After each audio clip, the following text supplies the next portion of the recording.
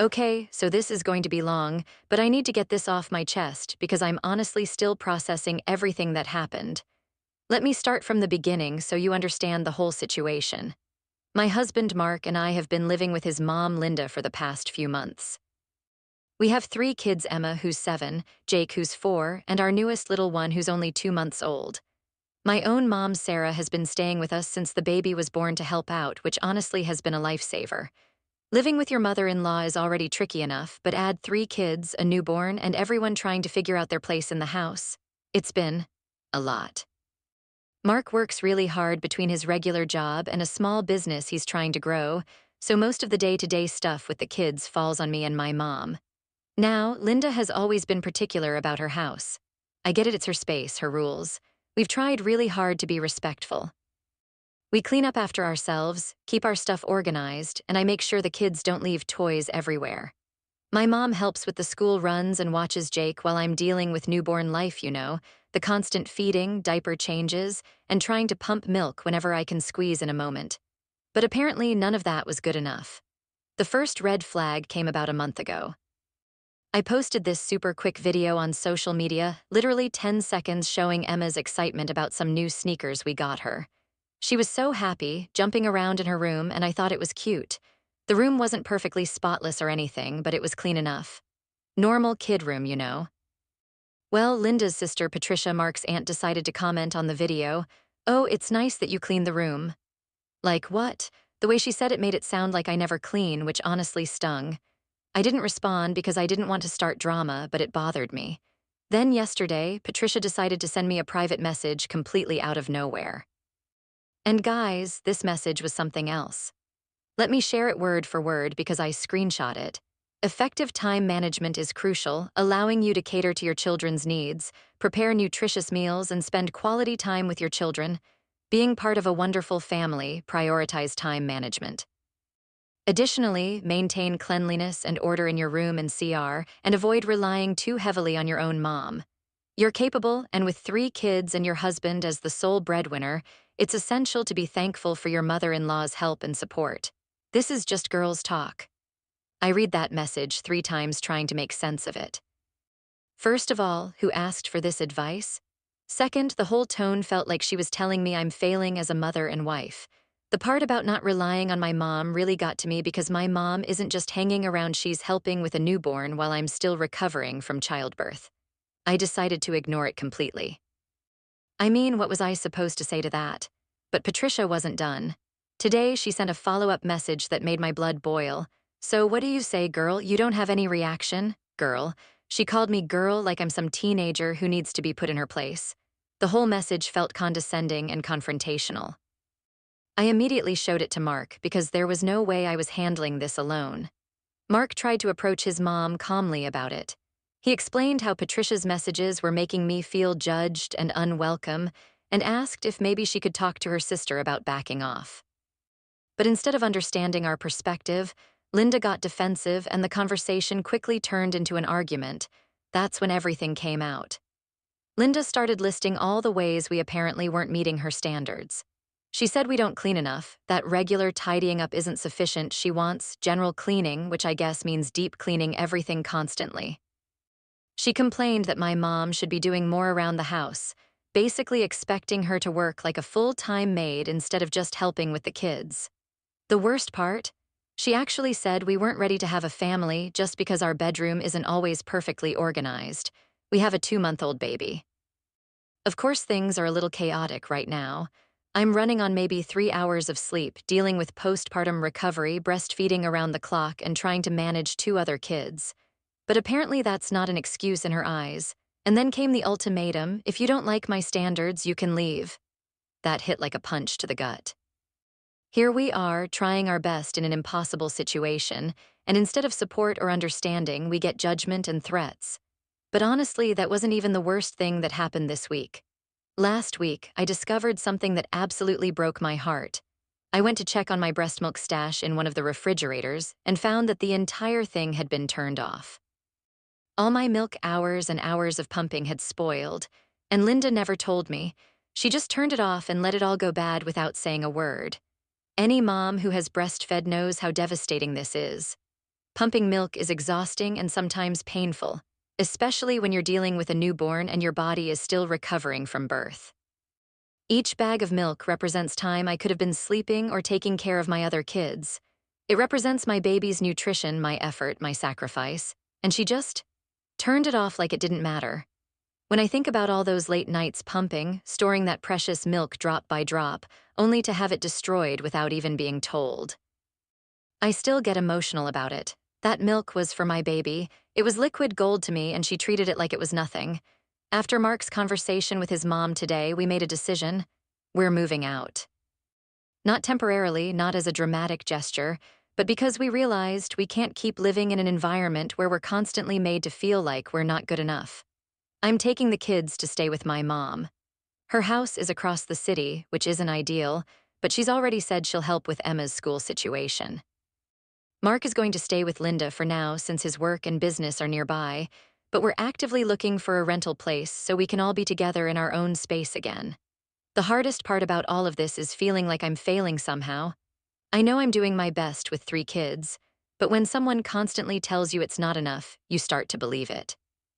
I clean, I take care of the children, I try to be respectful and helpful, but it feels like nothing I do will ever meet their expectations. The message from Patricia felt like the final straw, but really it was everything building up: the comments, the judgment, the impossible standards, and especially the breast milk incident. Living somewhere where you feel like a burden instead of family is exhausting, and it's not fair to our kids to grow up in that kind of tension. I keep wondering if we made the right choice. Is moving out the mature way to handle this, or are we just running away from conflict? Part of me feels guilty for taking the kids away from their grandmother, but another part of me knows that this toxic environment isn't healthy for any of us. The decision to leave wasn't made lightly, and I think I need to explain more about what daily life had become in that house, because it wasn't just about one bad day or a few harsh messages. It was about months of feeling like I was under constant scrutiny, like every move I made was being evaluated and found lacking. Let me paint you a picture of what a typical day looked like before we moved out. I'd wake up multiple times during the night to feed the baby. This is normal with a 2-month-old, but it means I'm getting maybe 2 or 3 hours of uninterrupted sleep if I'm lucky. When morning came, instead of feeling like I could take my time getting everyone ready, I felt this pressure to have everything perfect before Linda woke up. My mom, Sarah, would get Emma ready for school while I dealt with the baby's morning routine: feeding, changing, trying to squeeze in a pump session if possible. Jake, being 4, needed help getting dressed and eating breakfast, but he also had that toddler energy that meant he could destroy a room in about 30 seconds if you weren't watching. The house had to be presentable at all times, not just clean presentable. That meant toys put away immediately after playing, no dishes in the sink even for a few minutes, beds made perfectly, and everything in its designated place. With 3 kids, including a baby, this was like trying to hold back the ocean with your bare hands. But we tried. God, we really tried. Mark would help when he could, but he was working long days and then coming home to work on business stuff late into the night. My mom was incredible, but I felt guilty asking her to do too much because she was supposed to be there to help with the kids, not to be Linda's personal cleaning service. The breast milk incident keeps coming back to me because it represents everything wrong with the situation. When I found that spoiled milk, I just stood there in the kitchen holding those bags, feeling this mix of anger and heartbreak and exhaustion. Each bag represented about 20 to 30 minutes of pumping time. Some of them were from sessions where I stayed up after everyone else was asleep, because that was the only quiet time I could find. I remember one particular night when the baby had been cluster feeding all day, and I was completely drained. I finally got her settled around 11 p.m., and instead of going to sleep like my body was begging me to do, I sat in the kitchen with that pump for another half hour because I knew we needed the milk supply built up. My back hurt. I was fighting to keep my eyes open, but I pushed through because that's what moms do. And Linda just turned off the refrigerator like it was nothing. No conversation, no warning, no consideration for what that milk meant to me and my baby. When I asked her about it later, her response was so casual: "Oh, I thought you weren't using that fridge anymore." How could she think that when there were clearly labeled bags of breast milk inside? The thing about living with someone who has impossible standards is that you start questioning everything about yourself. When Patricia sent that message about time management and cleanliness, part of me wondered if she was right. Maybe I wasn't doing enough. Maybe I was relying too heavily on my mom. Maybe I really wasn't ready to have 3 kids. But then I'd look at my children and remember that they're happy, healthy, and loved. Emma gets to school on time with a packed lunch and clean clothes. Jake gets attention and playtime and stories before bed. The baby is fed and changed and cuddled constantly. Yes, sometimes there are toys on the floor or dishes in the sink, but my kids are taken care of. That has to count for something, right? The girls' talk comment from Patricia especially bothered me because it felt so dismissive. Like she was packaging all this criticism as friendly advice between women, when really it was judgment disguised as concern. Real girls' talk would be asking how I'm doing, offering specific help, or just listening when I need to vent. It wouldn't be a lecture about everything I'm supposedly doing wrong. What really hurt was realizing that Linda agreed with her sister's assessment. When Mark tried to defend me and explain why these messages were hurtful, Linda's response was to double down on the criticism. She didn't see a new mother trying her best in difficult circumstances. She saw someone who wasn't meeting her standards. The "you weren't ready to have a family" comment hit especially hard because it attacked something so fundamental about who we are. Mark and I wanted each of our children. We planned for them, prepared for them, and loved them completely. Are we perfect parents? Of course not. Are we learning as we go and making mistakes? Absolutely. But not being ready to have a family, that's not about messy rooms or imperfect cleaning schedules. That's about love, commitment, and doing everything you can for your children. Living in that environment was affecting all of us. Emma started asking why Grandma Linda always seemed upset with us. Jake began acting out more, sensing the tension even if he couldn't understand it. The baby seemed to pick up on my stress, becoming fussier and harder to settle. My mom, Sarah, who had come to help during what should have been a joyful time with a new grandchild, found herself walking on eggshells too. She'd whisper to me about whether it was okay to use certain areas of the kitchen or ask permission to do simple things like start a load of laundry. This woman raised me and had every right to feel comfortable in any home where her daughter and grandchildren were staying, but instead, she felt like an unwelcome guest. The morning after Linda's ultimatum, I woke up with this strange sense of clarity. I looked around the room that never felt quite clean enough, at the baby sleeping peacefully despite all the adult drama swirling around her, and realized that we couldn't keep living like this. Our family deserved better than constant criticism and impossible standards. When I told Mark about my decision to take the kids to my mom's house, I could see the relief in his eyes, even though he was trying to be diplomatic about his mother's behavior. He knew as well as I did that this situation wasn't sustainable, but he'd been hoping we could somehow make it work without having to choose between his family and his immediate family's well-being. The conversation with Mark about leaving was one of those moments where you realize you've both been thinking the same thing, but were afraid to say it out loud. We were sitting in our bedroom after the kids had gone to sleep, and I could see the exhaustion in his face that went beyond just being tired from work. "I can't keep watching you get torn down like this," he said quietly, and I realized that the situation was hurting him too. He was caught between his mother and his wife, trying to keep peace in a house where peace seemed impossible. Every day he went to work knowing he'd come home to tension, and every night he watched me struggle not just with new motherhood but with feeling unwelcome in what was supposed to be our temporary refuge. We talked for hours that night, really talked in a way we hadn't been able to in months. We'd been so focused on just getting through each day, managing the logistics of 3 kids and work and household expectations, that we'd stopped checking in with each other about how we were actually feeling. Mark told me he'd been having his own doubts about the living situation for weeks.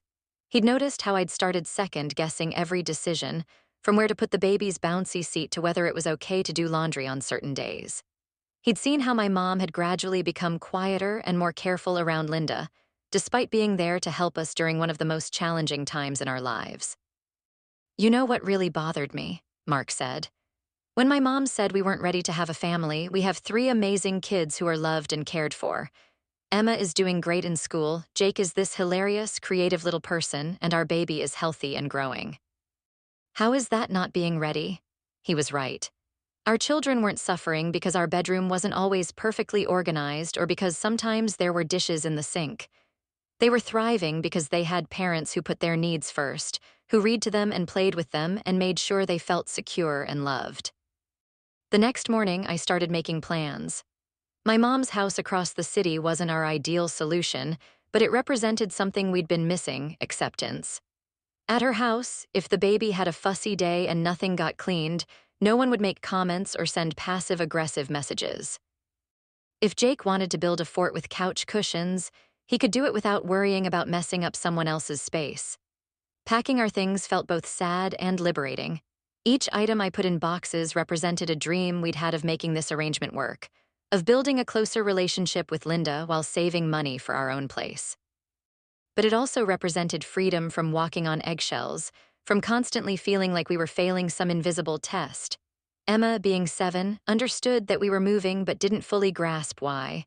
"Are we not coming back to Grandma Linda's house?" she asked while I folded her clothes into a suitcase. "We're going to stay with Grandma Sarah for a while," I explained. "Daddy will visit us lots and we'll find our own house soon." "Will Grandma Linda miss us?" she asked, and my heart broke a little because despite everything, Linda was still her grandmother and Emma loved her. "Of course she will," I said, because I believed that was true. I think Linda did love us, but she'd let her need for control and perfection override her ability to show that love in a healthy way. Jake was excited about the move because he adored my mom, and her house had a bigger backyard where he could run around. The baby, of course, didn't care where we lived as long as she was fed and held and loved.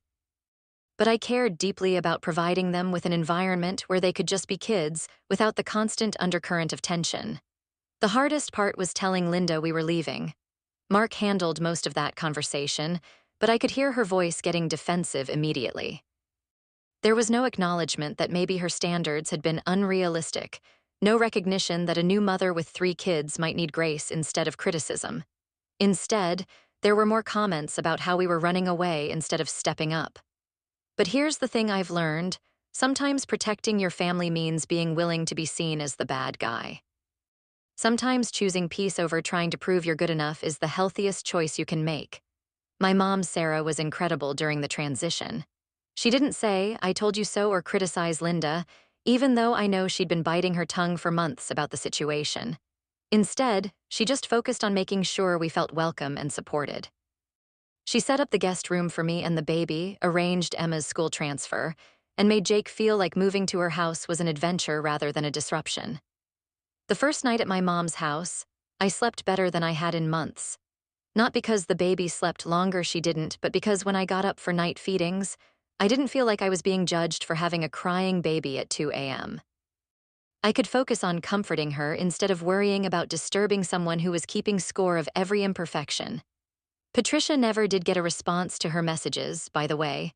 Some people might think I should have addressed her comments directly, told her how inappropriate they were, or asked her to mind her own business.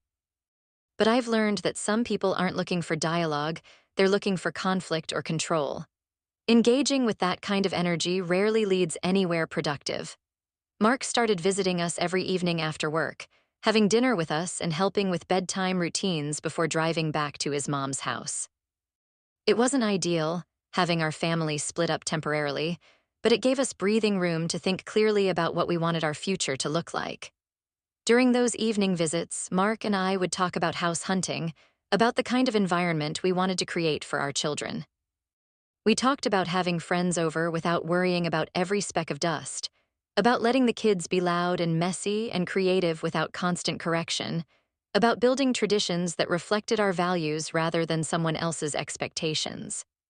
3 weeks have passed since we moved to my mom's house, and I'm finally starting to feel like myself again. It's amazing how much mental energy was being drained by constantly worrying about whether we were meeting someone else's standards. Without that weight, I've been able to focus on what really matters: my children, my recovery, and planning for our future.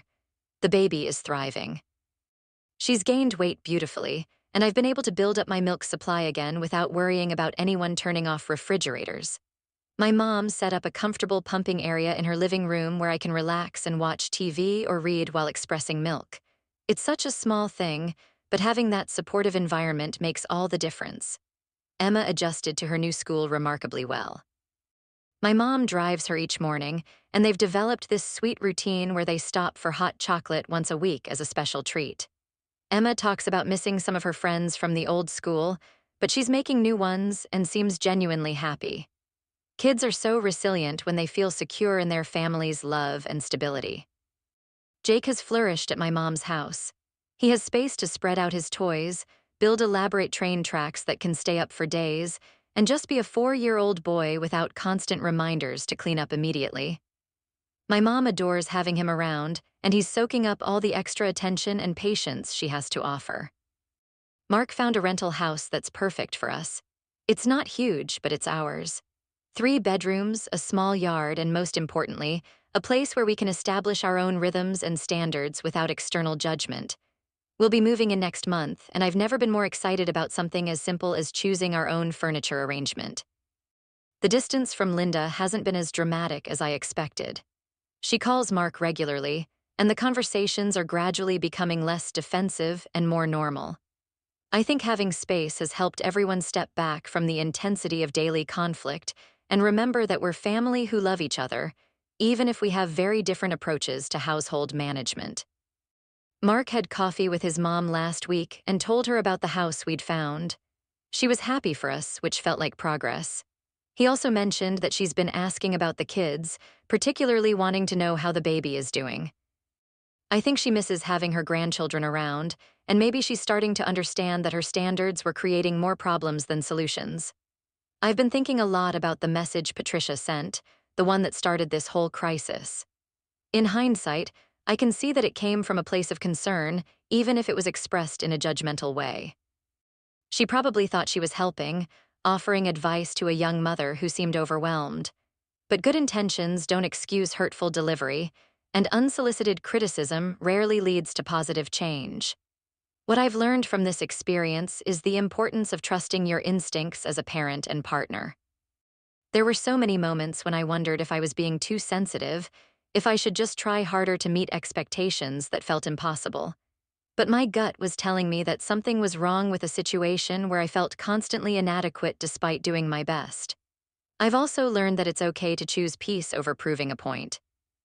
I could have stayed and fought harder, tried to change minds or demand apologies. But sometimes the healthiest choice is to remove yourself from a toxic situation and focus your energy on building something better. My relationship with Mark has grown stronger through this challenge.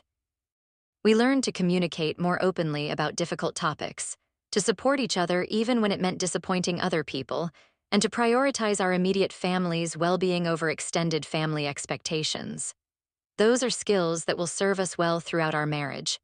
Looking back on that morning when I found my spoiled breast milk, I can see it as a turning point. It represented everything that was wrong with the situation: lack of communication, disregard for my efforts, and the way my needs as a new mother were being overlooked. But it also clarified what needed to change and gave me the resolve to make difficult decisions. The kids are excited about our upcoming move to the rental house. Emma wants to help decorate her new room. Jake has already planned where his toy cars will live, and the baby will have her first real nursery. We're not buying anything fancy, just the basics we need to be comfortable, but it feels like we're building something that truly belongs to us. I know some people might think we overreacted, that we should have tried harder to make the situation work with Linda. Family is important, and I don't take the decision to move out lightly. But I've come to believe that sometimes the most loving thing you can do is create healthy boundaries, even with people you care about. Mark's business is doing well, and we're both optimistic about our financial future. Living with Linda was supposed to help us save money for a house, and in a way, it did just not how we originally planned. It taught us what we don't want in our living situation and motivated us to work even harder toward independence. The best part of this whole experience has been watching my children relax and be themselves again.